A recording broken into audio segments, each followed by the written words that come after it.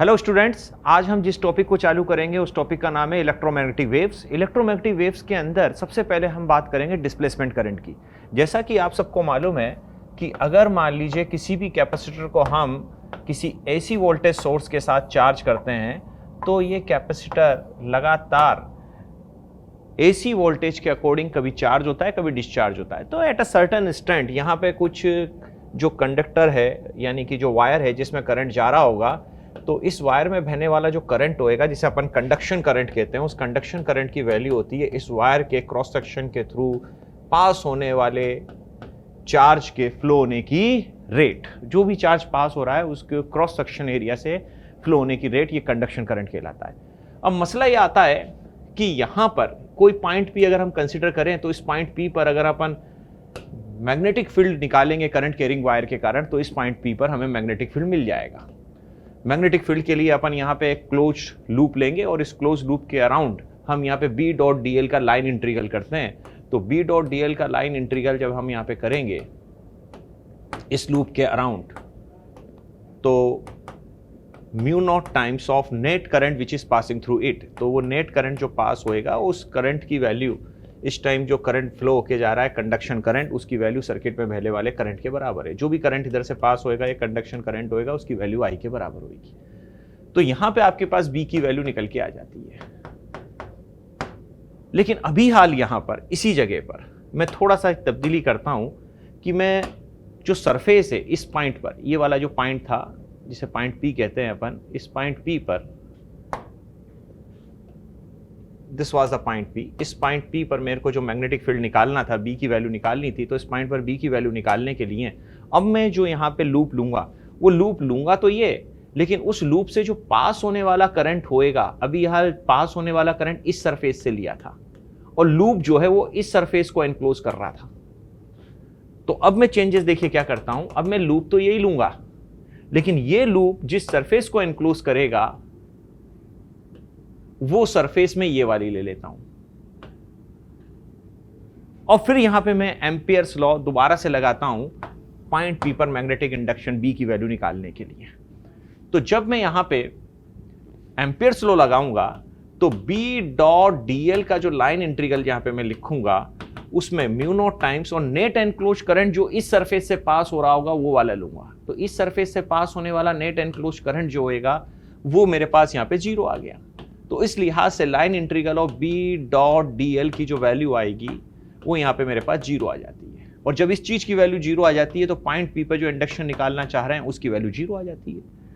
तो एक बारी ये वाली सरफेस से पास होने वाला करंट लिया, लूप यही था, अगली बार इस सरफेस से लूप अब ये इस सरफेस को एनक्लोज करता हुआ माना, तो पॉइंट पी पर जो मैग्नेटिक इंडक्शन निकाल लिया उसकी वैल्यू हमारे पास जीरो आ गई। एक ही पॉइंट पे मैग्नेटिक इंडक्शन एम्पियर्स लॉ लगाने पर बस एनक्लोज सरफेस एक बारी ये ना लेकर के एक बारी ये बिल्कुल पॉट के आकार की मटके जैसी सरफेस लेने पर हमारे पास वैल्यू जस्ट बदल गई। लेकिन जब मैग्नेटिक निडल यहां पे लेके आई गई नजदीक तो पॉइंट पी पे मैग्नेटिक इंडक्शन मौजूद था, मैग्नेटिक निडल में डिफ्लेक्शन आया। तो एक तरीके से जवाब आ रहा है, एक तरीके से जवाब जीरो आ रहा है। तो यहां पे अभी हाल ये जैसे कैपेसिटर चार्ज हो रहा है तो कैपेसिटर की दो पैरेलल प्लेट्स के बीच में यहां पे कोई करंट नहीं होएगा इस जगह पर, तो इसलिए यहां पे करंट की वैल्यू जीरो रखते हैं। तो इस चीज को मैक्सवेल ने नोटिस किया कि भाई एक ही एम्पियर्स लॉ लगाने पर एक बार जवाब आ रहा है ये वाली सरफेस लेने पे लूप से एनक्लोज सरफेस, और एक बार इस लूप से एनक्लोज सरफेस ये वाली सरफेस लेने पे जवाब कुछ अलग आ रहा है। तो एम्पियर्स लॉ में कहीं ना कहीं कोई ड्रॉबैक है और उस ड्रॉबैक को मैक्सवेल ने जो है सुधारा और एम्पियर्स लॉ में थोड़ा सा चेंजेस किया। क्या चेंजेस किया जरा देखिएगा। उनने मैक्सवेल ने बताया कि भाई ये जो कैपेसिटर की जो प्लेटें हैं इनके बीच में कोई मीडियम नहीं है, मटेरियल नहीं है, तो यहां पे कंडक्शन करंट तो नहीं बहेगा, लेकिन इस प्लेटों के बीच में कोई ना कोई करंट होएगा। जब यहां पे आपने एक वोल्टेज सोर्स लगा दिया, टाइम वेरिंग वोल्टेज सोर्स, तो ये जो आपके पास कैपेसिटर है ये कभी चार्ज हो रहा है कभी डिस्चार्ज हो रहा है, तो यहां पे इस कैपेसिटर की प्लेटों पे जो रहने वाला चार्ज है वो लगातार चेंज हो रहा है और ये चार्ज चेंज होने के कारण यहां पे जो बीच में इलेक्ट्रिक फील्ड होएगा वो भी लगातार चेंज होता जाएगा। जब मैग्नेटिक नीडल को यहां पे रखा गया जहां पे कंडक्शन करंट बह रहा था तो यहां पे डिफ्लेक्शन आया, इस पॉइंट पी पर मैग्नेटिक नीडल में डिफ्लेक्शन आया, यहां पे तो मैग्नेटिक फील्ड था ही, इस जगह पर बीच में प्लेटों के बीच में जब मैग्नेटिक नीडल को आप ले जाएंगे तो उसमें भी डिफ्लेक्शन आएगा, यहां पे मैग्नेटिक फील्ड मौजूद था। अब यहां पे मैग्नेटिक फील्ड मौजूद है लेकिन बीच में तो कोई करंट बह ही नहीं रहा है, तो मैक्सवेल ने एक सलाह दी कि भाई मैग्नेटिक फील्ड जो है वो करंट कैरिंग वायर में करंट बहने के कारण तो पैदा होता ही है, अगर यहां पे मैग्नेटिक फील्ड डेवलप हो रहा है तो डेफिनेटली यहां पे कोई ना कोई करंट होएगा, और ये करंट इलेक्ट्रॉन के बहने के कारण नहीं, जिसे कंडक्शन करंट कहते हैं। ये करंट जो पैदा होएगा यहां पे बीच में जो इलेक्ट्रिक फील्ड मौजूद होएगा उसके टाइम के साथ चेंज होने के कारण पैदा होएगा। जिस प्रकार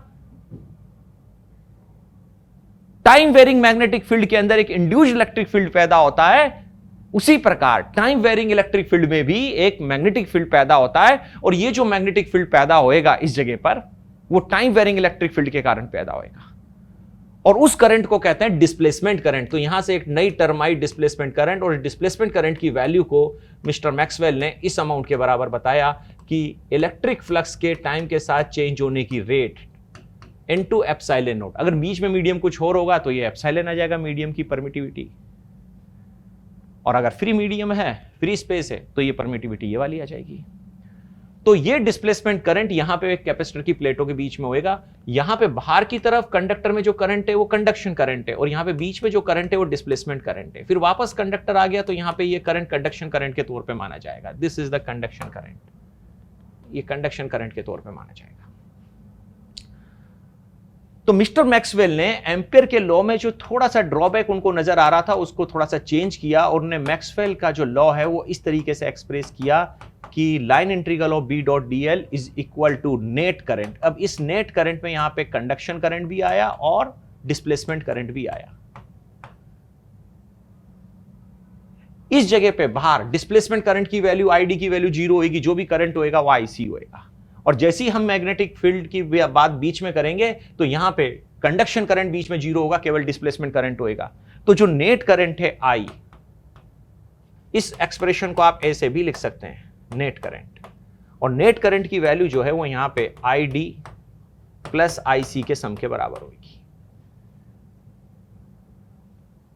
इसके बाद यहां पे आप अगर आईडी की वैल्यू जो होती है डिस्प्लेसमेंट करंट की वैल्यू वो उठा के यहां पे रख देंगे तो ये कंप्लीट तौर पे एम्पियर्स लॉ इस फॉर्म में आ जाएगा, conduction current plus epsilon naught times of rate of change of electric flux with respect to time.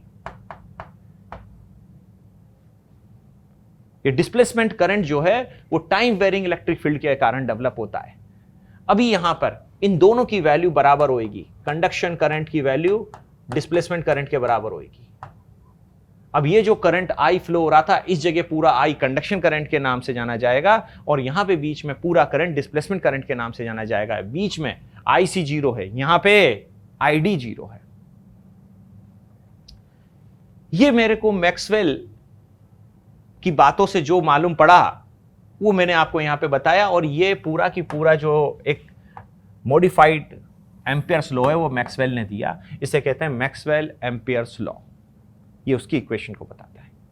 और इससे डिस्प्लेसमेंट करंट के बारे में हमें इंट्रोडक्शन मालूम पड़ता है कि टाइम वेरिंग इलेक्ट्रिक फील्ड के कारण भी एक इलेक्ट्रिक करंट पैदा होता है, उसे डिस्प्लेसमेंट करंट कहते हैं। अब मैक्सवेल ने इलेक्ट्रोमैग्नेटिक वेव को समझाने के लिए कहा कि भाई 4 लॉ सफिशिएंट है। पहला, उनने गॉस का लॉ बताया, गॉस थ्योरम से जो लॉ निकलता है कि surface integral of E dot d A is equal to net enclose charge inside the surface divided by epsilon naught. It is helpful to understand the properties of electromagnetic wave. दूसरा, उन्होंने बताया कि यही जो Gauss law है या Gauss theorem है, इसे अगर मैग्नेटिक फील्ड के लिए लगाया जाए तो इसकी वैल्यू 0 आती है, क्योंकि मैग्नेटिक फील्ड लाइंस किसी भी क्लोज सरफेस के लिए एक क्लोज लूप बनाती हैं। तो अगर मान लीजिए यहां पे कोई आपके पास बार मैग्नेट है जिसमें नॉर्थ पोल है और साउथ पोल है, तो जितनी मैग्नेटिक लाइंस यहां से एग्जिट हो रही होंगी इस सरफेस से, क्लोज सरफेस से, उतनी यहां पे इंसर्ट भी हो रही होंगी, आ रही होंगी। तो नेट मैग्नेटिक फ्लक्स जो पास होएगा किसी क्लोज्ड सरफेस से वो 0 होएगा। नंबर 4 और नंबर 3 इस प्रकार हैं। नंबर 3 में उनने बताया फेराडे का लॉ कि टाइम वेरिंग मैग्नेटिक फील्ड में जो इलेक्ट्रिक फील्ड पैदा होता है वो इस तरह से पैदा होता है कि line integral of E dot dl for a closed loop is equal to negative of the rate of change of magnetic flux with respect to time. Magnetic flux के टाइम के साथ चेंज होने की रेट जो induced EMF के बराबर रहती है, वो एक क्लोज लूप के अंदर जो इंड्यूस्ड इलेक्ट्रिक फील्ड पैदा हुआ है उसका लाइन इंटीग्रल करेंगे उसी क्लोज लूप में तो उसके भी बराबर होएगी। ये आ जाएगा आपके पास टाइम वेरिंग मैग्नेटिक फील्ड के कारण इंड्यूस्ड इलेक्ट्रिक फील्ड की वैल्यू E या फिर इंड्यूस्ड ईएमएफ। इस इंड्यूस्ड ईएमएफ को दोनों तरीके से लिखा जा सकता है, फर्स्ट वे एंड सेकंड वे, तो ये आपस में बराबर होंगे। एंड फाइनली लास्ट जो हमने डिस्कस किया मैक्सवेल का मॉडिफाइड एम्पियर्स लॉ, जिसको आप इस तरीके से लिखेंगे कि क्लोज लूप के लिए B डॉट DL की value is equal to what, mu naught times of net current. उस नेट करंट में आ जाएगा आपके पास conduction current plus displacement current. ये 4 इक्वेशन सफिशिएंट एनफ हैं इलेक्ट्रोमैग्नेटिक वेव्स को समझने के लिए। अब इस थ्योरी को जो कि आपके सामने मैंने बातें बताई यूज करके हम कुछ सवालों को अटेम्प्ट करते हैं। देखिए किस तरह के क्वेश्चंस बनते हैं इस पे, प्लीज देखिएगा।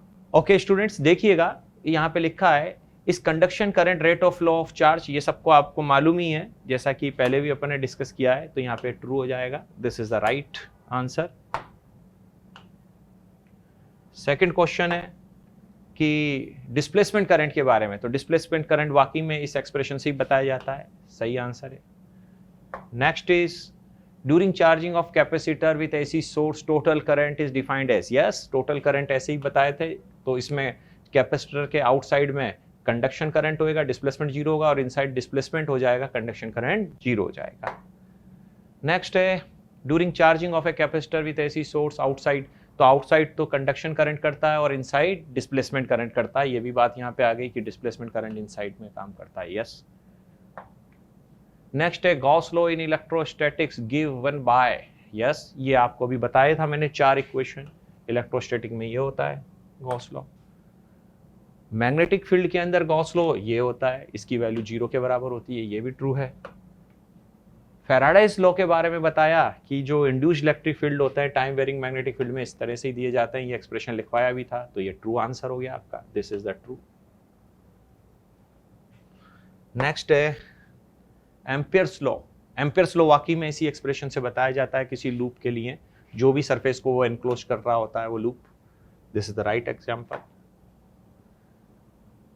मैक्सवेल थ्योरी के according time varying electric field create magnetic field, yes ये मैक्सवेल ने बताया time varying electric field magnetic field को क्रिएट करता है। जिस प्रकार time varying magnetic field induced electric field को क्रिएट करता है, वैसे ही time varying electric field time varying electric field magnetic field को क्रिएट करता है।